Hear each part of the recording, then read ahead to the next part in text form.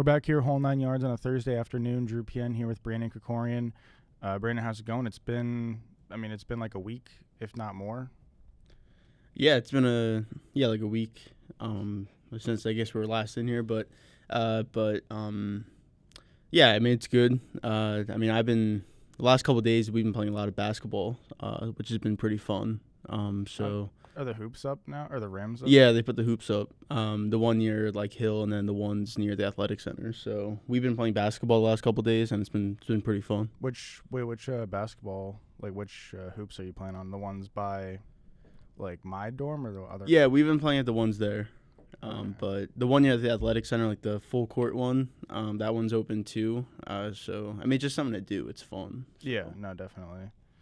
I guess the most recent thing that's happened to me was I was talking to my roommate, and I think he asked me if I knew who won the Super Bowl in 2000, and I said the Ravens, and he was like, no, it's the Rams, and I was like, no, that's 1999, and he was like, no, it's 2000, and I was like, no, you're wrong, and he was like, I was like, would you say the Buccaneers won it in 2021? And he was like, yes, and I was like, no, you wouldn't. You'd say they won it in 2020, even though it was technically in 2021. Yeah. And so I Googled it up. I was like, who won the Super Bowl in 2000? And it said the Ravens. And I was like, okay, well, Google is wrong because nobody says the Ravens won the Super Bowl in 2001. You would say 2000. You would say the Patriots or the Giants won it in 2007. You wouldn't say they won it in 2008. Yeah. You would say, yeah. So. Yeah, I go off what the first number is, not the second number. Yeah, I think that's what, like, out of, like, football fans, quote-unquote, like, that's what, like, 99% of people do. It's the same with basketball, I would say also. I mean, like, if it's the 2021 season, but I guess it's a little different because it's you're more so in the 21 season than football is, where it's literally just the playoffs and the Super Bowl that's actually in the next year. But yeah, I would agree. I would say like the Ravens are the 2000, the Bucks are the 2020 Super Bowl champs. That's what I would say. But anyways, before we get into our mock, we're gonna do like a if we were the GM type of thing. But I want to do something quick before we get into it. This sparked me to do a pop quiz for you. The Super Bowl winners since 2000. I want to see how many you can get because me and Joey had a debate, and I was like, I bet like most people would get like it probably like 90% of these right, and not necessarily in the exact order, but yeah, like I bet most people could get it because if you just say the Patriots, that's gonna fill out like that's six there. Yeah, so we had a debate. I went on Sporkle, if you know what Sporkle is, and I just took a quiz, and the average score was 79%. So I guess I was kind of wrong. So there's 20 teams, I guess, technically, or 21 teams? Yeah. Let me just. Okay, so. I mean, I feel like I would know. I think I'm pretty confident. I think I know every single one. But, I mean, maybe not. I don't know. Now I'm trying to think about it. Maybe the early 2000s would definitely be the most just because, like, we were 5 years old, in that time period. But obviously when you say the Patriots, that's 6 out of, 20, 21 teams right there. So it makes it a little easier. All right, so try to give me the winners of the Super Bowl since 2000. I have the Sporkle quiz right here. So, yeah, I got from 2000 all the way to 2020. All right, well, I'll say the Patriots is 6 times. Yeah, so the Patriots are 2000, technically 2002, 2004, 2005, 2015, 17, and 19. Yeah. Technically, but, I mean, just take that back a year is what I would. All right, and I'll say Bucks, obviously 2020. The Chiefs, 2019. We just had the Patriots for the season before that. The Eagles. Then it was the Patriots. What year am I on? Then it was the Broncos. Then it was the Patriots again. Then it was, what was it, the Ravens? No, it was the Seahawks, then the Ravens. Yep. I know I'm going in order. I don't have to, but I don't know. I think it makes it easier. I think that makes it easier, definitely. Yeah. So Ravens was like 2012, basically. 2011, so Giants. 2010, like I know it was, Saints and Colts. I don't know if maybe I'm missing a team there, but I know Saints and Colts. This is actually the year that I had the most difficulty on. It took me like a little bit like to get this, and it was I mean, I won't tell you, but it's not the Saints and the Colts this year. The Saints won the year before this one. Yeah. Saints, Colts. All right, well, I'll come back to it. But Saints, Colts, then there was the Giants again when they beat the Patriots in the 16 in their undefeated season. That was 2007. I guess we're saying that is. There's one in between the Giants and the Saints. I'll just say that. Okay. Steelers against the Cardinals. Yeah. Yeah, I forgot about that one. Okay. So that takes Saints, Steelers, Giants, Colts, or whatever the order was, whatever that was, like that.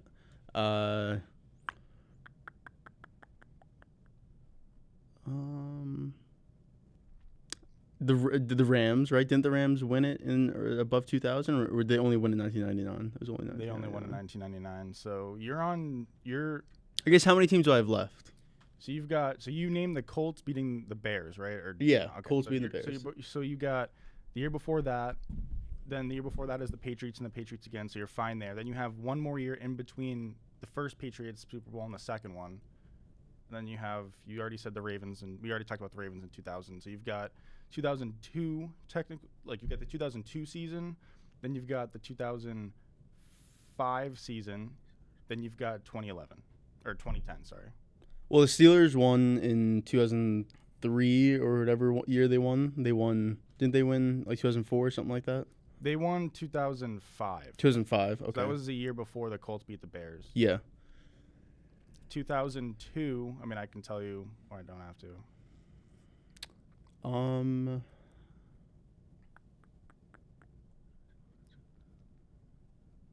The guy who won the Super Bowl, the head coach, is no longer a head coach of this team, but he's still a head coach in the NFL.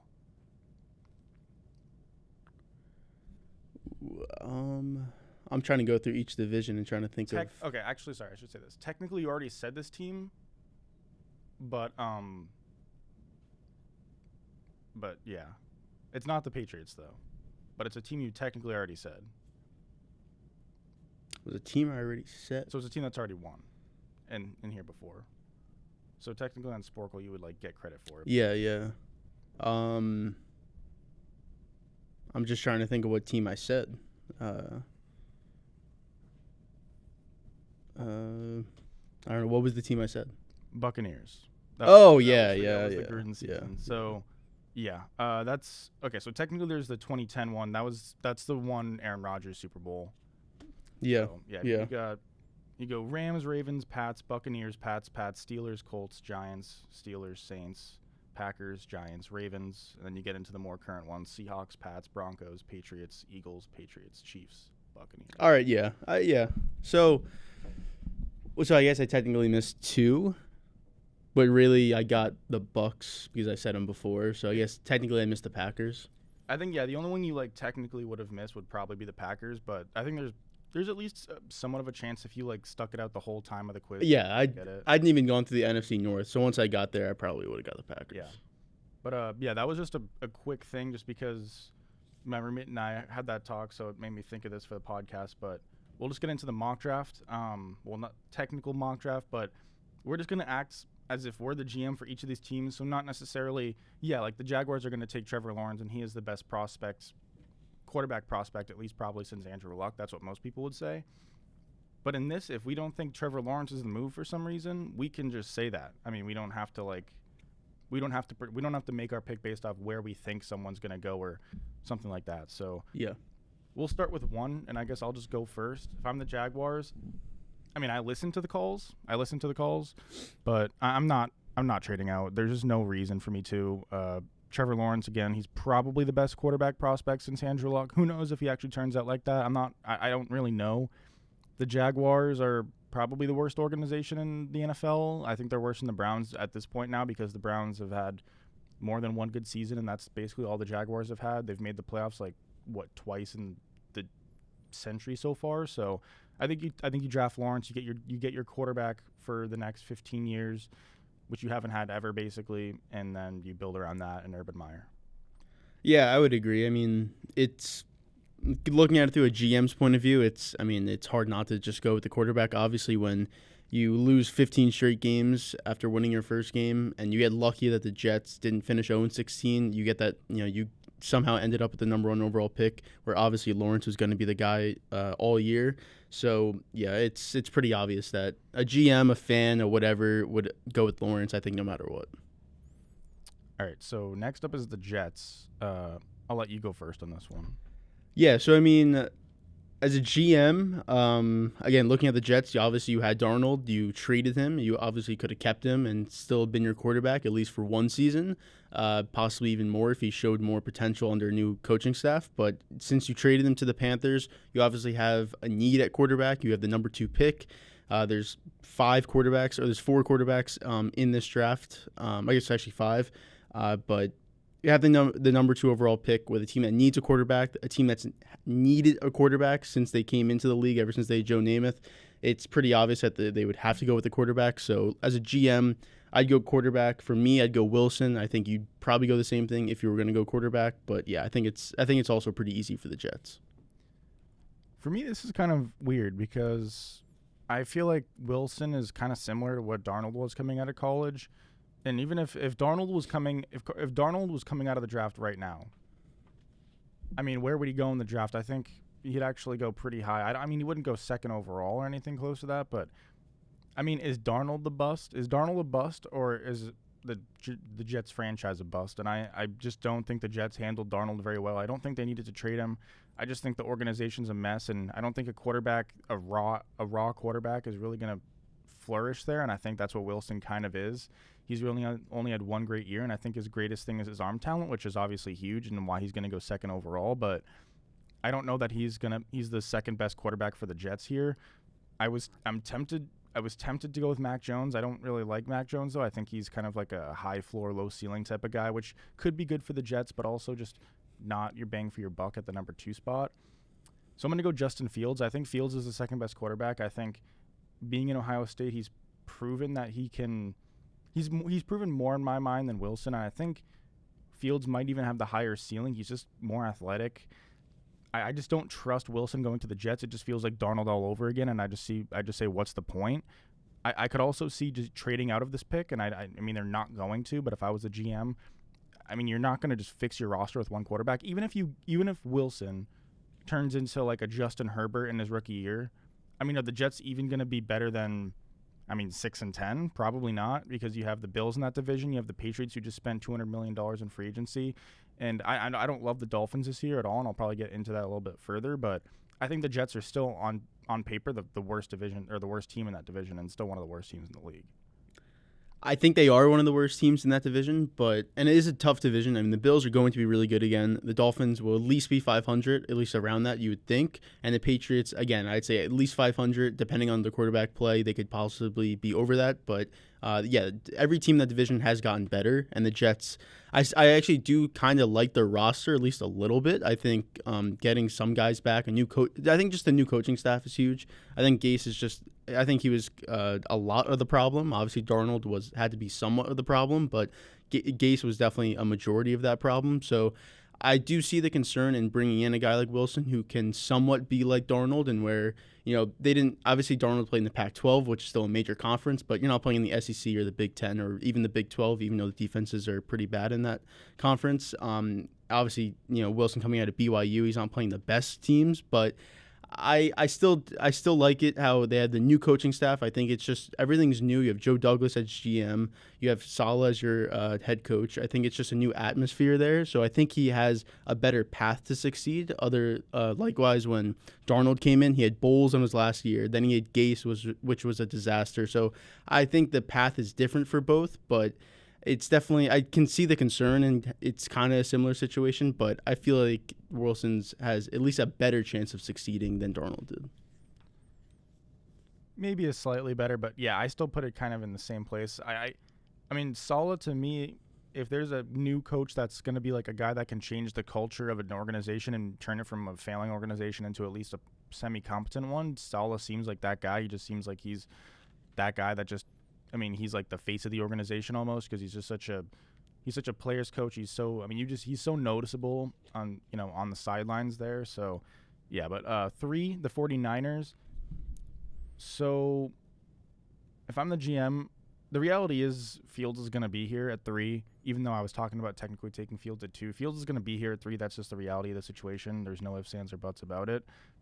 You're trading up to 3. I'm not taking Mac Jones. I'm sorry. Mac Jones, to me, is a guy that I think is kind of around that Matt Ryan or Kirk Cousins level. I think he's at his ceiling. He's probably Matt Ryan in his MVP year, which is awesome.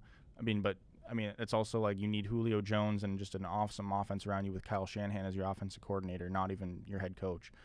I just don't think that's really realistic. I just don't see the ceiling in Mac Jones to take him at 3. If you were going to take Mac Jones, why not trade up from 12 to you could have traded up from 12 to something not 3, or you could have just stayed at 12, and odds are you probably would be there. Odds are, at least, before the 49ers traded up, because that's what made all the Mac Jones going higher than like 15 buzz. I would take Fields here. I think Fields is the second best quarterback here. Even if he's not, I still think he's better than right now. I think you can't take Lance over him. I still don't think you can take Jones over him. To me, Jones, just with all of that stuff around him in Alabama, his metrics at his pro day, like he seems like he's going to be faster and more athletic than people really thought he was, but still he's not as athletic as a Fields. So I just really find it tough not to take Fields here if you're the Niners. Maybe keep Jimmy G for whether it be half a season or a full season, and then put Fields in there, and then you're competing. You're going to be competing with Garoppolo too, so it's just a seamless transition. I don't need Jones. I would take Fields. Yeah, if I would probably take Fields also.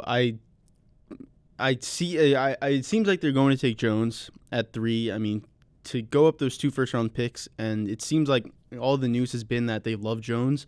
And I heard that they were also blown away by Lance at his pro day, but I would be surprised if they took Lance at 3. He's such a you just don't know much about him in order to take him over Fields and even Jones, to that matter. So if you were just to look at it from just without any knowledge, honestly, you'd obviously see Fields and know that he's a better quarterback than Jones. So I would probably go Fields also, but just the reality of the situation is that it just doesn't seem like they're going to, which is definitely surprising because Fields is definitely the better player, I would say. Obviously Ohio State has a really good team on offense as well as Alabama, but Alabama's offense is basically a pro NFL roster on offense, while Ohio State definitely has players that are NFL pros, but not to the level of Alabama's. And then also just looking at their raw talent. But yeah, it's just a weird situation because even with the quarterbacks on the board, I feel like if you were to run it with Jimmy G, obviously at this point with you trading up 2 first-round picks, you almost had to take a quarterback. That's just the situation. But with Jimmy G at quarterback, like I almost wouldn't even be like I don't feel terrible with him as my quarterback with the roster that they have. They made it to the Super Bowl just 2 years ago with basically the same roster, same head coach, same quarterback. So it is definitely somewhat surprising that they're willing to move on so fast from that. Obviously, Jimmy G's not a great quarterback, but he's enough to get you to a Super Bowl. Obviously, he's not the main reason, but he's enough. But yeah, with the situation that they're in, it seems like they almost have to take a quarterback. So I would definitely go Fields over Jones. But again, it does seem like they're going to take Jones. They had a 10-point lead with like 10 minutes left to go in the Super Bowl. So Jimmy G got you there. Obviously, he didn't make the throw, which was the Sanders deep route there. He missed it. But still, maybe next time he makes it, it's just, yeah, you can look at him and say, like, this is why I need a different quarterback. And sure, but to take somebody who, kind of seems NFL ready, like Jones, like if you're going to take somebody like Jones, you wouldn't have somebody like Jimmy G as your starter. That'd be like if you're looking to start Jones in year 1, I think maybe. But I would go Fields. Number 4, the Falcons. I'll let you go first if you want, or I can go first. Well, if I'm the GM of the Falcons, I would trade out of this pick. Obviously for our mock drafts, we had them staying in because we just didn't do trades. But realistically looking at it, if they can get a good offer to trade down, and again, it's not trade, like all the way down, probably just a couple picks down. Again, I could see possibly maybe even Carolina. I heard even though they traded for Darnold, they may be willing to move up. Denver could always move up. There's always a team, maybe even New England, if they really want to move up. I'd be surprised if they did that, but you never know. So I would definitely try to trade out of that pick. Obviously, Kyle Pitts is going to be there at 4. So if you think Matt Ryan could still be a quarterback that can lead you to at least 9 wins with the team that you have, obviously their defense is their concern. I think you could try and go for it with Pitts, but I think the smart move is to trade out of that pick, gather more picks, look for the future, because you don't have a chance to win the Super Bowl in the next 2 years anyways. So why not move down, get more picks, and work for the future? Yeah, I'm trading out of this pick too. I mean, if you're going to stay here at 4, I think the play is Kyle Pitts. But yeah, if I'm the GM, I'm trading out. I'm probably looking to trade out to 9. That's where the Broncos are. I think I would be shocked if the Falcons didn't trade this pick, just because there's going to be 3 quarterbacks going in the first 3 picks. And then you're going to have probably at least a few teams calling you at 4 saying, I'll give you this for the 4th pick, because they're going to know, and they already know that, if they don't trade up, somebody else is going to. So that 4th pick is just so valuable. I think the Broncos are going to call. I don't think the Panthers are going to be willing to give up a lot, but, they might even call. I don't think the Eagles are going to call, but, the Patriots are going to call. As the Falcons, you could trade down to 9 and then trade down to, 15. You just get so many picks because, you're not, even though it's only moving down 5 and then 6 spots, you're basically trading. The teams that are trading with you are trading for their franchise quarterback. And that's just so valuable. So, yeah, I would probably trade down to 9 and then probably trade down to 15. And then you could get Micah Parsons at 15. You could get maybe even a J.C. Horn or a Surtain or Farley, whichever one of those cornerbacks falls. You may be able to get a Devontae Smith at 15 now that he weighed in at 6 feet, 165. You may be able to get a Jalen Waddle. Somebody's going to fall to 15 that's a top 10 talent or a top 8 talent. It's just the reality of the situation. So, to me, that's a sweet spot where you can trade down to get a ton of picks and then still get a guy that was at least mocked to go before, at least in the top 10. So, yeah, Bengals are 5. To me, you could trade out of this pick. But if I'm the GM, I've been having second thoughts. I know earlier I said I would take Jamar Chase. I think I'd take Penei Sewell. Earlier I was saying, you can get a tackle in the 2nd or 3rd round. My thought philosophy is kind of just switched, exactly the opposite now, which is take your tackle here, certified, anchor of the offensive line, left tackle for a decade, and get some offense. You can get to receivers in the 2nd and 3rd round. Receivers have just the highest fail percentage out of any position in the 1st round, so it's not worth it at 5 to me because, Jamar Chase could just not be good, especially you didn't even play last year. So it's I think that's kind of a risky pick for the Bengals, and you can draft Chase. You've already got receivers. You've got Higgins, you got Boyd. I think you take the offensive lineman here. You could take a receiver in the 2nd or 3rd round if you really want. So you could probably take one in the 3rd and 4th, maybe one in the 6th too. Get a bunch of receivers in the draft. You don't need to take one at 6 or 5. Yeah, I agree. I've been saying Penei Sewell for the Bengals basically the whole time. But again, looking at the GM, being the GM of the Bengals, I just think the priority has to be protecting Burrow. And I know they've been talking about possibly going Chase, and even if Pitts is there at 5, taking Pitts. Again, I can't fault them for doing that because those guys, Pitts especially, it seems like he's going to be one of the best tight ends, in the game, maybe even all time, who knows, but that's just what it seems like. So I can't fault them if they want to do that, but I just think that Burrow, he was the number 1 pick last year. He's your full investment for your future. You're the Bengals. You're a team that's really never had a quarterback like this for a long time. Obviously, you thought Palmer was going to be that. He really wasn't. So you're trying to, again, with Burrow, this kind of needs to hit for just your franchise in general. So I think he has to be the most important in protecting Joe Burrow. Obviously, the reason he got injured last year was because you couldn't protect him. So getting Sewell to be left tackle, he could be there for 10, 15 years. You'd hope that he'd be all-pro, Pro Bowl type player. I just think it's a no-brainer, honestly. And again, if Pitts is there, I can't say I disagree with the pick of them taking Pitts, but I just feel like Sewell, even though some people are a little shaky on him, maybe he's not going to be as great as people think or they want him to be, but it's to see that guy there at 5 when you have that quarterback, it's just hard not to take him. So I feel like they almost have to take him at 5. The only thing I will say, again, assuming quarterbacks go in the first 4 picks, there's a good chance you're going to have teams calling you to trade up to 5 as well. It's just a reality. Even if it's not like a boatload of picks, if you can just grab a few extra picks, maybe a first next year or a second this year or something, why not trade down from 5 to 9 and just take Slater instead of Sewell, assuming Sewell goes before 9, take Slater instead of Sewell, and also have yourself an extra first or an extra second and an extra 4th or something like that. that would be worth it to me. I don't know what the offers would be, but I'm just putting it on the table. They could easily trade down 2 and still get a Rashawn Slater at 9 or maybe a Vera Tucker at 9. I would assume Slater would be there at 9, but yeah. We'll go Miami Dolphins at 6. I'll let you go first.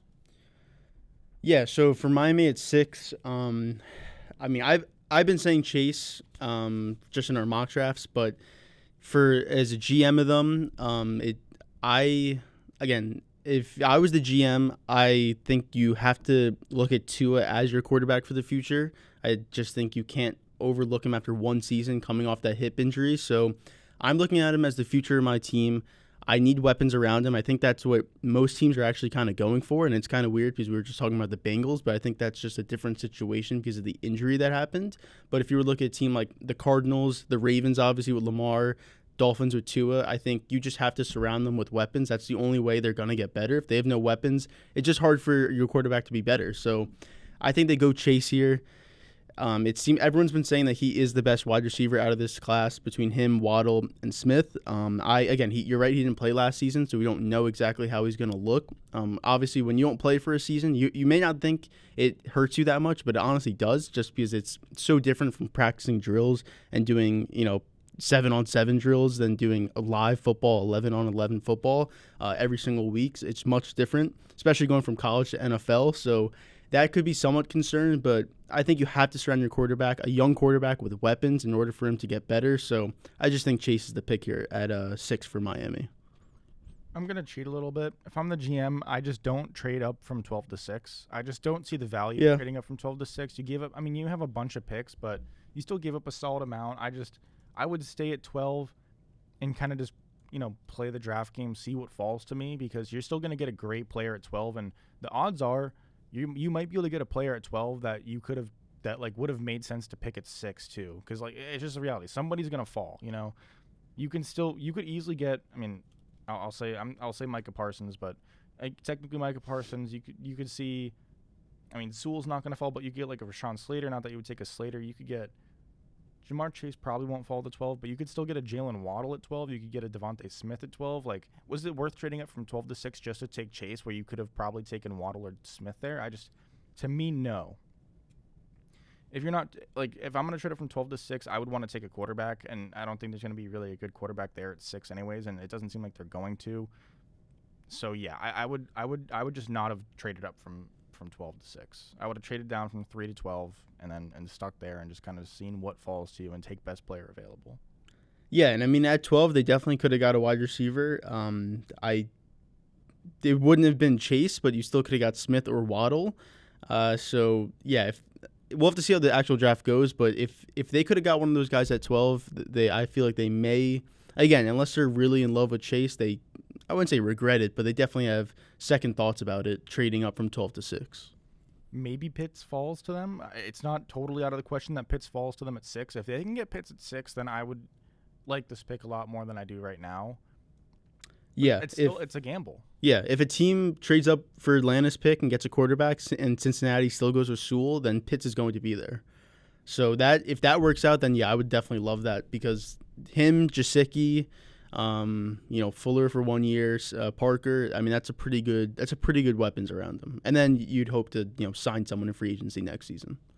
Yeah, no, that would definitely be enough to kind of take the excuses out of it for Tua, and this would be his year. And that's scary too if you're not going to take a quarterback and they're not.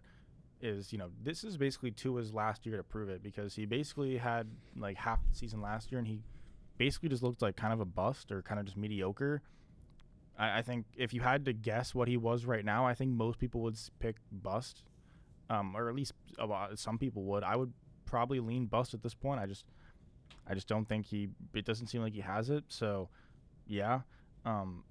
Just a quick separate thing on the Dolphins. I think they're going to be worse than people really expect. I think they cut all their captains this year. I don't know if it's all or most, but I think they cut Van Noy. They cut Ted Larson is his name. They cut some captain center. They cut a lot of captains, and Van Noy seems like he was asked how he thought about the differences between Flores as a DC and a head coach, and he just said literally no comment. And to me, that just kind of that there's something there that he can't even, talk about. And Van Noy's a guy that likes to talk about everything.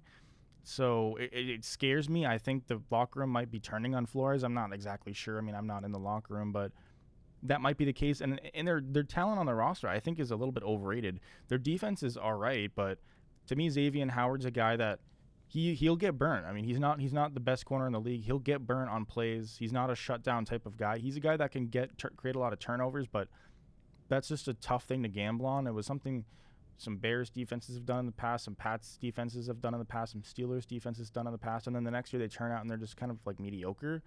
And that's just because you can't bet on just creating turnover game after game. That's just kind of like it happens or it doesn't, not like something that's realistically sustainable. So I still think this Dolphins team's all right. I still think they'll be around 500, but if I had to pick the record today, I'd probably go with 6-11, something like that. I just don't think they're that good, but I'll move on to the Lions at 7. To me, you could go a multitude of different directions with this pick. They're not going to take a quarterback. To me, I would. I mean, honestly, if Lance is there at 7, there's a chance he would be. I wouldn't hate that pick. You have Goff. I don't think the Goff's the guy of the future. That's just me.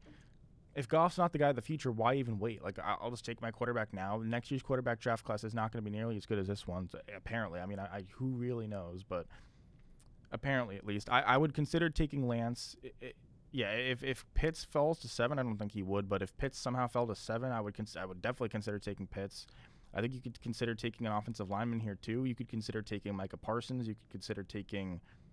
I mean, you could really take best player on the board for as the Lions. They just don't have anything that they don't need, really. I mean, they kind of need everything.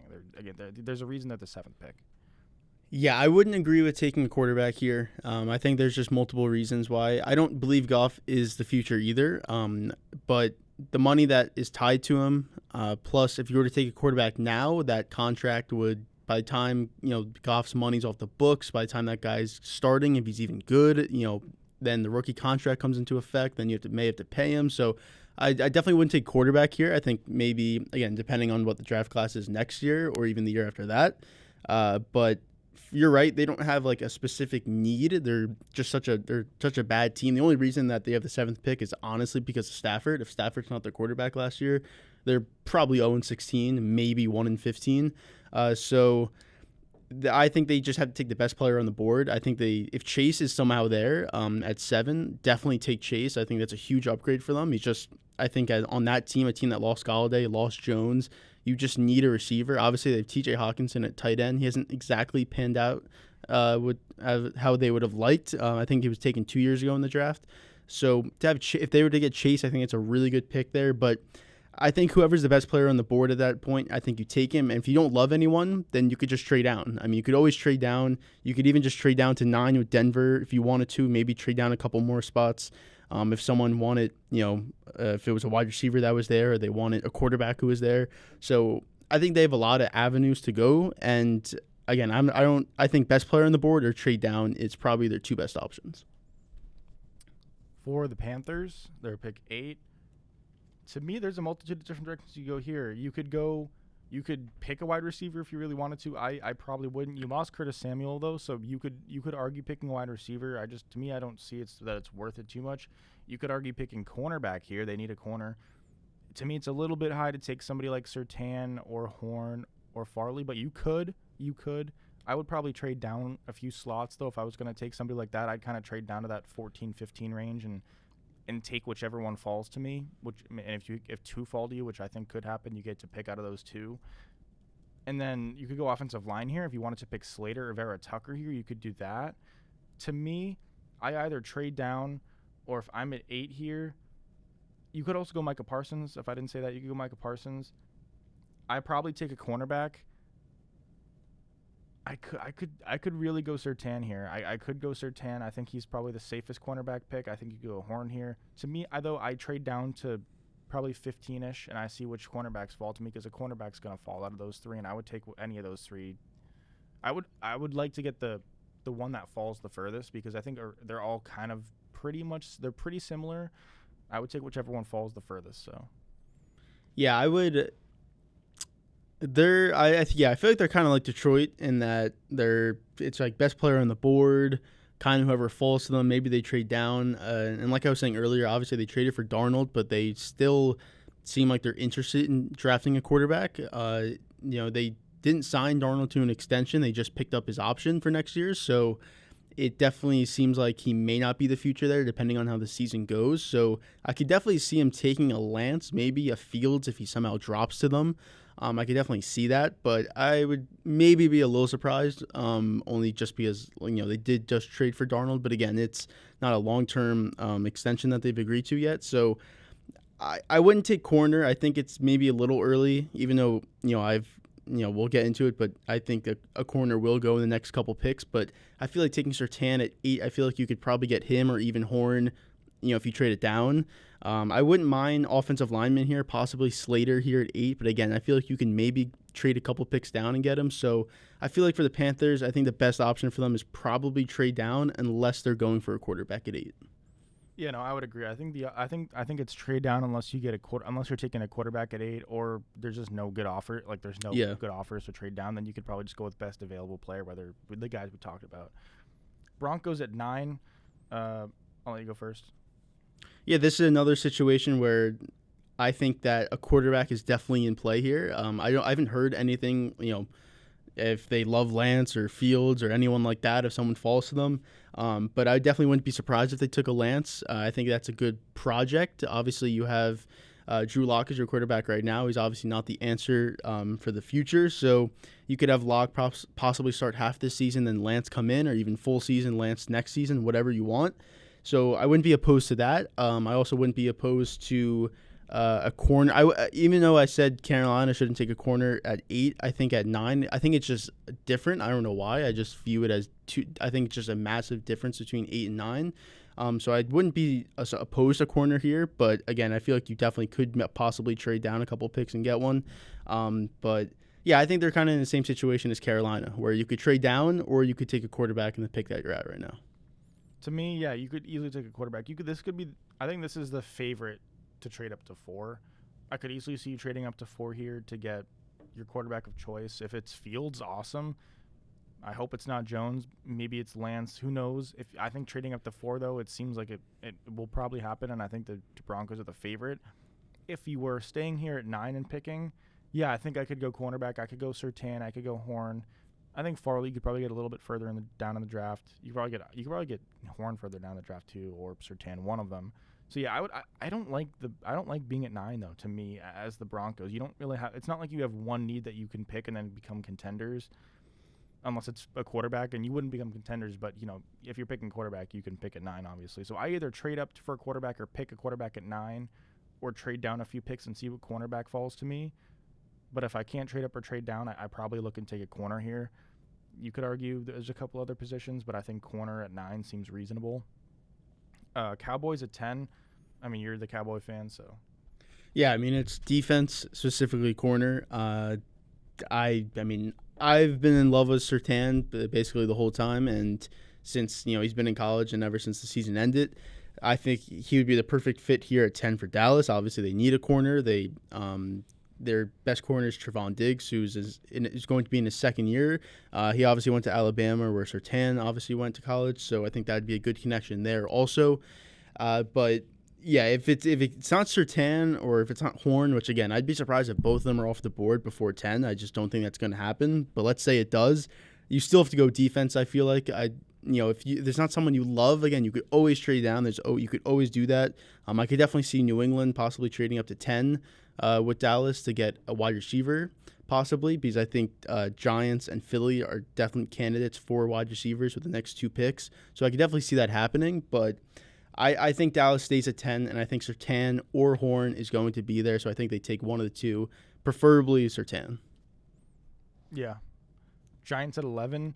Yeah, I mean, like you said, this is a wide receiver. It looks like a wide receiver will go here. If not, I could see, if a Slater falls, I could see a Vera Tucker here. I could definitely see Waddle here. I could see Smith here if they like Smith. I think they go with Waddle, though. If I'm the GM, I think I go Vera Tucker. I would rather take the offensive lineman than gamble on a receiver. It's either Vera Tucker or Waddle. It's too much risk for me to take Smith. He might be the best wide receiver in the draft. Who really knows? He might be, but at 6 foot, 165. I mean, that's just really skinny, and he'll be able to put on mass in the NFL, and it might not be a problem. But to me, at 11, that's just a lot of risk when Waddle and not Chase, but Chase they're just probably just as good, if not better, and they just have less risk. So yeah, it would be between offensive line and wide receiver. If Slater's there, I could definitely. It's between Slater and Waddle, honestly, for them at 11. If I'm the GM, if I'm Gettleman, I think you have to go Waddle because your investment was Daniel Jones with the 6th pick a couple years ago.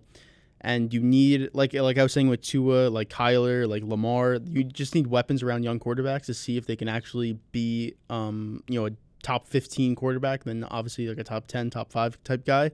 But you have to see if Jones is even going to be a franchise-type quarterback. His first 2 years haven't been great, so this is kind of the prove-it year for him. If he's not great this year, you're most likely moving on, which means Gettleman's probably getting fired. So I think you have to go Waddle just to give him a chance to at least show that he could be a franchise quarterback. If Jones wasn't the quarterback, and let's say they had a guy who looks like he could be a franchise quarterback, he's put some good seasons together, it's not like they're going to move off him after this season, then I'd probably go Slater. But with him being kind of his prove it year and Gettleman, this is his guy, I think you just have to give him as many weapons as possible.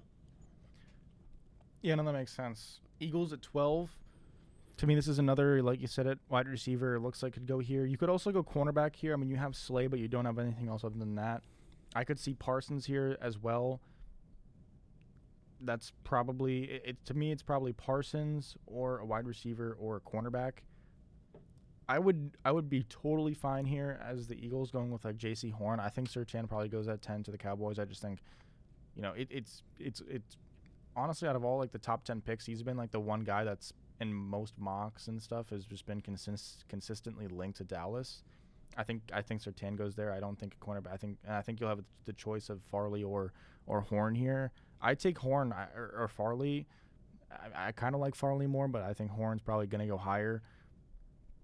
I take one of those. I don't take the receiver. If they take the receiver, it's not a bad pick. I'm not going to be mad at it. But to me, I just think the corner is the better pick here. There's too much risk at the wide receiver position, and honestly, with a lot of these receivers in general, a lot of them just end up turning into divas. Like, I mean, if you look at if you even go back to like the Odell Beckham pick, like, yeah, clearly it was a great pick, but I mean, you had to trade him. He was just such a diva, and all these wide receivers for some reason just have such massive egos that and it turns into like almost a negative for the team. And clearly, if Odell Beckham was there at 12, you'd pick Odell Beckham. But I mean, you kind of know what I'm saying. So yeah, I think I go cornerback, maybe even Micah Parsons here.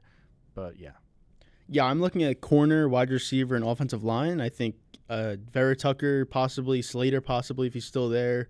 Corner, Horn, Surtain, he's probably gone at 10, but if he's there, then you probably take him. And then wide receiver, Smith. Again, if Waddle's there, you take him. But I can't be mad. And if they go each way of those 3 picks, I can't be mad because I think it's all needs for them. Their offensive line, has been banged up a lot these last couple seasons. They're getting older. Lane Johnson, Jason Kelsey, Peters. I'm pretty sure he retired this season, but even if he didn't, he's just not the same player he was, 5-10 years ago. So I could definitely see him using offensive line. I know Sirianni, their head coach, came out and said, we haven't announced any official starters yet. I mean, it looks like Hurts is going to be the starting quarterback for that team, no matter how you feel about that. So, you could always use offensive line help. You could always use a wide receiver help for him. Obviously, Rager doesn't look like it's going to work out for them. And obviously, nothing official yet on Ertz, but it doesn't seem like he's going to be back with them, even though it's kind of getting a little late. You're around the draft so far. So I think any of those 3 positions, I don't think they can go wrong. So I would say offensive line, corner, or wide receiver. 13, the Chargers. To me, this is a place, if Slater falls here, if Vera Tucker's there, you could consider that. If Slater falls here, I'm taking Slater at 13. There's no reason for me not to. I guess I'll leave it at that. Yeah, I would say Slater. I think Slater's their number 1. If he's there, you take him. If not, I think you could definitely look at corner. If Horn is there, if the Eagles do go Smith, then I think that Horn is most likely going to be there at 13. So I think that'd be a really good pick for them. They definitely need corner help. Obviously, you have Derwin James back there, but other than that, in their secondary, it's not great. So I think a corner would definitely help them. But yeah, I would say corner, offensive line. Definitely offensive line first, though. Yeah, no, I could see a corner going here if Slater's not there. If Slater's there, I think Slater goes there. 14, the Vikings. I guess I'll let you go first. I mean, yeah, I'll let you go first. Yeah, this is a team where I feel like they have a lot of needs, even though it's a weird situation for them. It's, their secondary is not great. I mean, they signed Patrick Peterson. He's not that good anymore, honestly. So I don't even know exactly what that signing means. So I could see them going corner if someone's there. I don't know if they'd go Farley. Farley's the wild card in this because he probably would be the number one cornerback if he wasn't injured. But because of that injury, you just don't know. So would the Vikings go with him at 14, or would he just drop all the way to the end of the first round? It seems like it's mixed between a lot of people. So if they want to go Farley, if Horn and Surtain aren't there, I guess, because they definitely need help in that secondary. But again, the injury concern is there. And then I guess you can maybe go edge rusher. They definitely need some pass rushing help. So I don't know. They're kind of in a weird situation, honestly. I think they definitely have to go defense, though. So whether it's corner or edge rusher, maybe even Micah Parsons if he's still there, that wouldn't be a bad pick. Obviously, you have Anthony Barr and Michael Kendricks, but getting a guy like Parsons with his ability and his ceiling, I think is huge for that defense, just in general. So yeah, I could see Parsons here. I could see whichever corner is at 14. If it's 2, you pick. If it's 1, you take it. Whatever's left. Yeah, I could definitely see that. The Pats at 15. I guess I'll go first here. It's weird because out of all the teams out of the first 15, even though I'm a Patriots fan and I've definitely I follow the Patriots more than I do most of these teams, obviously. It's like the pick that I'm like just kind of I don't know really. I'm not too sure. If you can get good value and trade up for a guy that you like, it'd probably be a Lance, probably not Fields. It'd probably be like a Lance, maybe a Jones, but probably a Lance. I would consider doing it. I definitely would consider doing it. I don't know if that's going to be available. If it is for a reasonable price, definitely. I mean, you need a quarterback, and I'd like to draft a quarterback here. If not, you could look at a receiver that falls. If Smith falls here, you could consider that. You could consider Waddle here. Those are probably your two biggest needs. I don't think you're going to go defense. I mean, you could go Micah Parsons here. Your linebacker core is just kind of old and just kind of disgusting. I mean, Hightower could have just retired.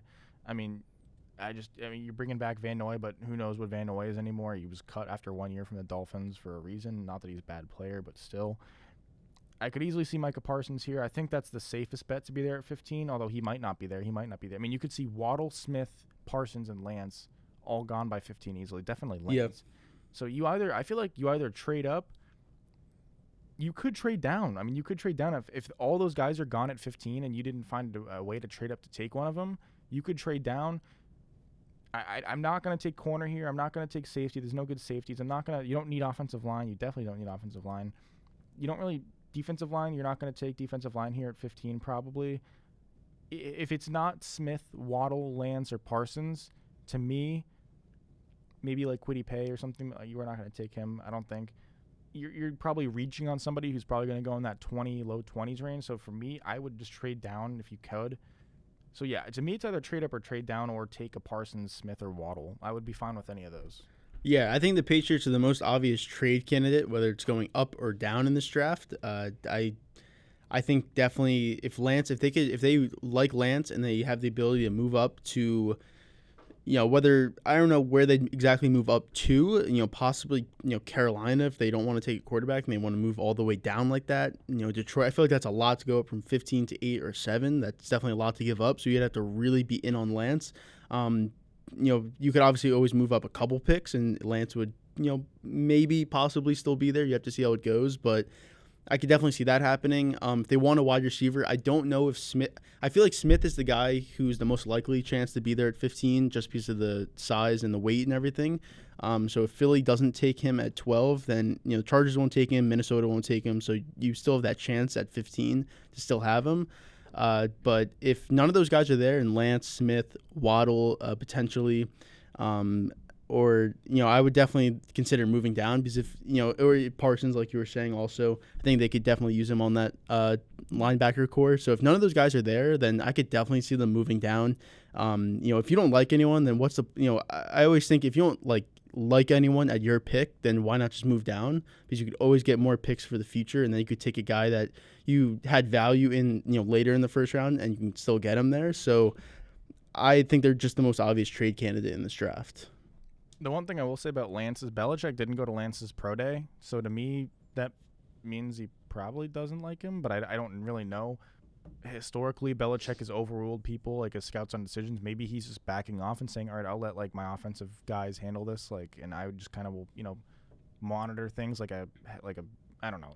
I just, who really knows? I don't know if that would concern me. If they took Lance and knowing Belichick didn't go to Lance's first pro day, I would just be kind of like, what? It just doesn't make. Yeah. It's just kind of puzzling. I know Lance is having a second pro day or had a second pro day. I don't know if Belichick went to it or not. I don't think he did or is, but I'm not too sure on that. So, yeah, Cardinals at 16.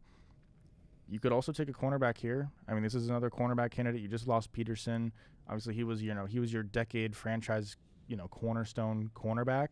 You could just replace that right off the bat again. If it's a Farley or a Horn or a Surtain, Surtain's probably not going to fall to 16. But if it's one of those, yeah, I think you'll see a corner there at 16. To me, that's probably the pick. I like the corners, and I think if you can get one at 16, I think that's good value. And I know Farley may drop, but you can't really predict that if he's going to. So if you see Farley at 16, to me, I like that pick. Others may not, but I do. So. Yeah, I like Farley at 16 because, again, the talent that he has is just he would clearly be the best corner in this draft without that back injury. So I definitely like that at 16. I could definitely see the Cardinals trading up for a wide receiver, which may sound weird because they have Hopkins.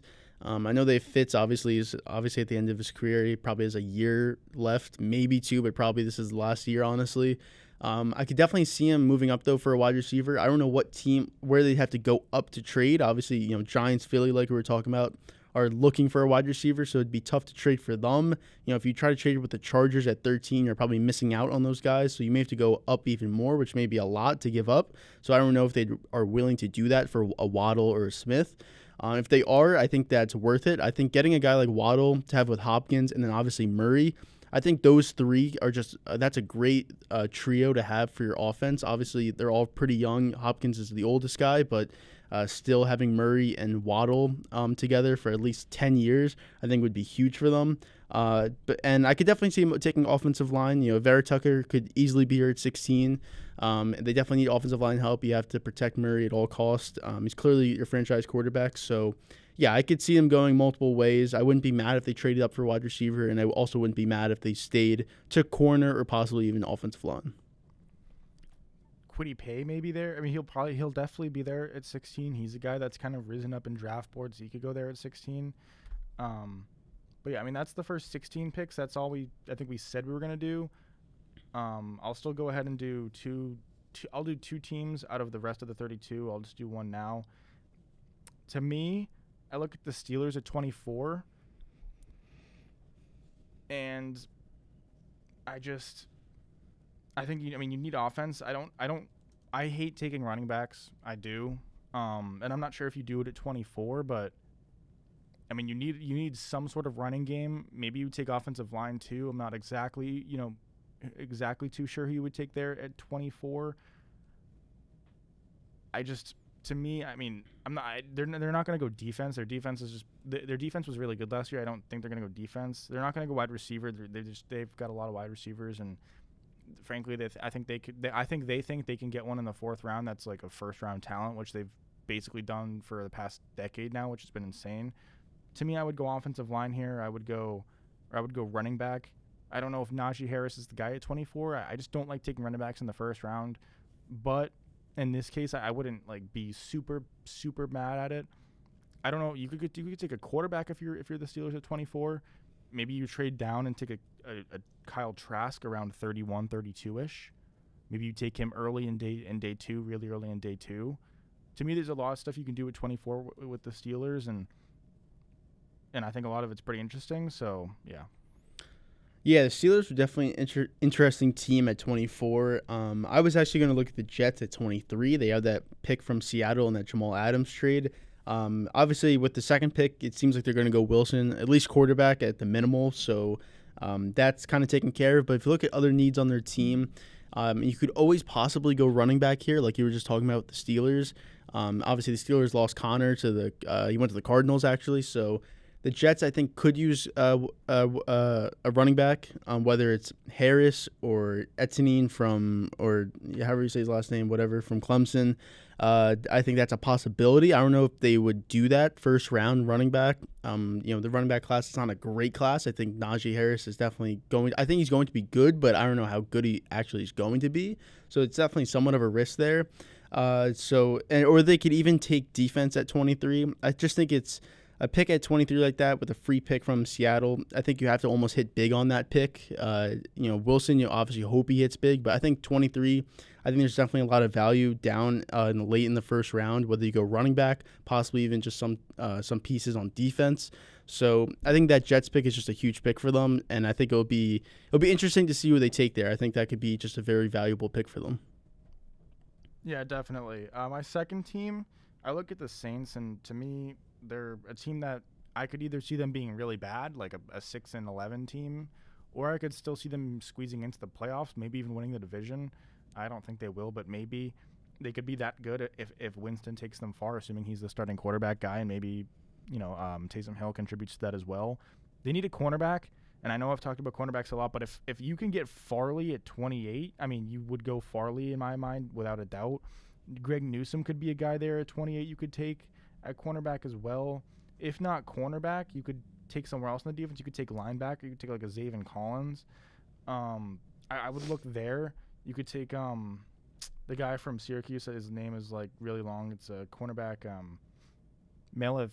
Melifonwu. I don't know too much about him. But you could take him too. To me, this is a pick that if you can like home run hit this pick, and he's a guy that comes in rookie, day one, and he's able to be a solid starter as a rookie and build off that and become like a perennial Pro Bowler type of guy. This is the difference between the Saints being 6-11, and if they can home run this draft, they could be 10-7 or 11-6 this year, and then kind of just stay at that around that while they're kind of rebooting but not tanking, and still kind of make that work and be competitive, but also kind of rebuild for the future without being like the Jaguars and the Browns and those types of teams. So yeah, this is an important draft for the Saints. Yeah, no, definitely. This is definitely one of their more important drafts over the last 15 years. Obviously with no Breeze and everything. So yeah, if they have a really good draft, they definitely have potential to reload rather than rebuild. It's more of a reload for them. But the second team I wanted to look at was Green Bay at 29. Obviously, they went 13-3, made it to the conference championship, lost to the Buccaneers, obviously. You only have Rodgers for a couple more seasons. He obviously won MVP, but there's definitely, he's definitely getting to the end of his career, him being, one of the best quarterbacks in the league, which sounds weird after, he just won the MVP. But I think you have to go receiver here. They haven't taken a wide receiver or running back since 2002 in the first round. And last year it seemed like they were going to, and then they took Jordan Love as a backup quarterback in the first round when they went 13-3 the year before that. So definitely some weird strategies from that front office drafting wise, but I think you have to take wide receiver here. And there's definitely a drop off after the first three in Chase, Waddle, and Smith. But I think that fourth best guy is Rashad Bateman from Minnesota. I don't know if he's going to be there at 29. I almost would be surprised if he is there at 29, but there's definitely a chance that he could be. Maybe the Packers could move up a couple picks to take him. But if they could get him, I think that's just another weapon. You obviously have Adams. You have Montez Valdez-Scantling also is a deep threat guy, but I think Bateman's just a really good wide receiver for them. He's a guy who can he can mature into being a top receiver in the NFL with, being on a team with Rodgers and Adams. He's always going to have a lot of looks with obviously Adams getting double teamed. So I just think that'd be a really good pick for them. And again, if they had to trade up a couple picks for that, I would definitely, and if they could get him with, I don't know what pick it'd be, maybe 22, 21, something like that with Tennessee, Indianapolis at 21, 22, I could definitely see him doing that. And I would really love that because I think with Rodgers, I think you just have to give what Rodgers wants. You know, he's not 20, he's not 29, 30. He's 35, 36 now. So I feel like you just have to give him what he wants. After going 2 seasons, 13-3, and losing the conference championship game, you have to get at least one more Super Bowl. So I think you have to go all out, and I think wide receiver is a pick for them. If Rodgers only won 1 Super Bowl in his career, that would be a massive disappointment for his talent. I mean, he's a guy that if he wins 2 Super Bowls, he's going to be in that Peyton Manning discussion. He's going to be in that top 5 quarterbacks, definitely, in my mind. If he doesn't, to me, he's better than Drew Brees all time, to me, still, definitely, but he's kind of in that territory. This is a huge Super Bowl for him. If he doesn't win a Super Bowl, to me, I'm always going to look at Aaron Rodgers' career and just call it a disappointment and just call it underperforming and underachieving. Not that he's, still not a top 10 quarterback of all time, but, still, if he only wins 1 Super Bowl, I mean, that's just, there's so many quarterbacks that have won 1. It just, anybody can win 1 that it's like, it's just so tough for me to look at Rodgers' career like that. You had Favre and then Rodgers, and you really only won, 2 Super Bowls out of that. Like, that's just, it's really bad. It's basically 30 years and, I guess a little less than 30 years, but still, 2 Super Bowls with 2 of the best quarterbacks ever to play. That's a fault not only with the quarterback and the team, but also the front office. And that's why I think they had to go wide receiver in this draft. Yeah, and not only is if you went with wide receiver, he would help Rodgers in his final years, but you could just re-sign him, and then he could be there when Love is there as well. I mean, you don't want to leave Love with nothing. I mean, you'll have Devontae Adams probably still, and he'll probably still be an elite receiver. But yeah, but I think that's pretty much it. That was our mock draft / what we would do if we were if we were the GM of the team. Appreciate everybody staying until the end who watched. Feel free to check everything out in the description. New logos and stuff should be coming sometime soon. So I guess when it comes, that's pretty cool. But anything else to say, Brandon, before?